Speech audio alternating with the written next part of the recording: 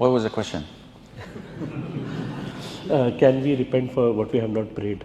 Okay, so now he's saying about prayer that was missed. Prayers that were missed. The Prophet said, alayhi salatu wasalam, whoever oversleeps on a prayer or forgets it, two reasons, two causes, sleep and forgetfulness. He must pray it as soon as he remembers it. There is no expiation other than that, meaning praying it as soon as you wake up or remember. Now scholars said, expiation? But he overslept, and the pen of accountability is uplifted from a person asleep until he wakes up. So he's not sinful. And forgetfulness, if a person forgets, Allah forgives.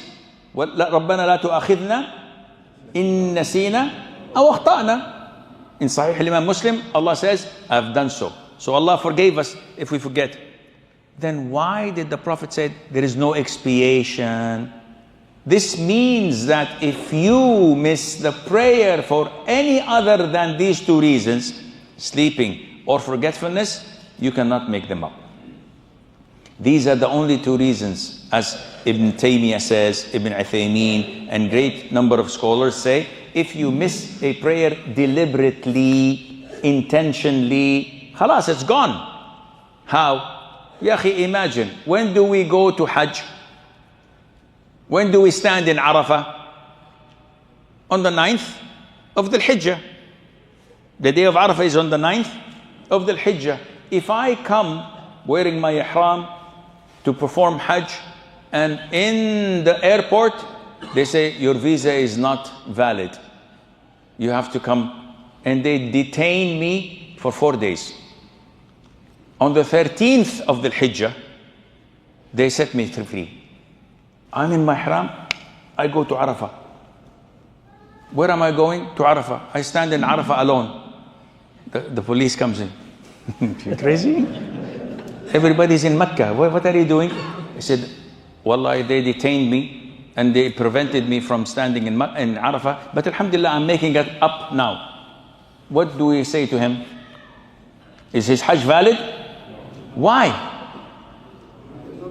Because the time is limited from this time and it expires this time. Another example, someone has a flight and he's boarding the flight.